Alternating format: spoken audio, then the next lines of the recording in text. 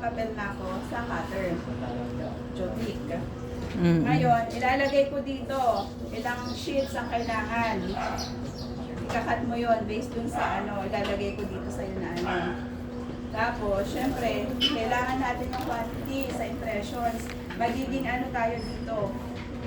Oo. Kasi pag sinabi ko sa yung ang putulin mo, 5,000 sheets, 5,000 sheets, plus 200 na pasobra. Nakalagay naman lagi dito eh. Ilang impressions na kailangan ko na good.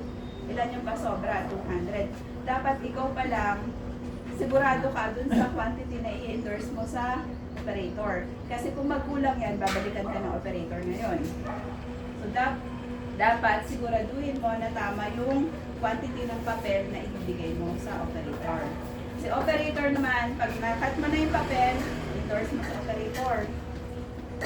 Tapos, sabihin mo, eto yung ano, kung kaya nga natin, naka-ano na siya eh. O, ano siya, para madaling mabilang. Or, ano ba, sa tingin Kasi mo? Sa counter na lang pwede tayo naman, magbibigay. pwede mo po talaga sana yung mangyayari yan. Kung ang delivery natin na naka-ano po talaga na, isang tan. Per hundreds or kaya isang 500 ganon. Kasi natin dyan, although na hindi kagad nagagamit, nakakonsume kagad yung materialis natin, nakakaroon tayo ng problema.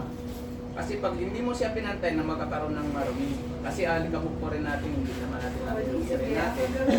Kaya ang ano dyan, ang materialis, dapat pantay-pantay para walang papasukan na kung may alikabok sa taas lang.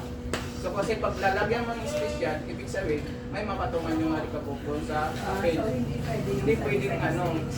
Pwede naman yun yan, no? Kaso lagyan ng tanda. Marker na lang siguro. Ayun na lang, basta kailangan sigurado ka sa quantity na i-endorse mo sa operator.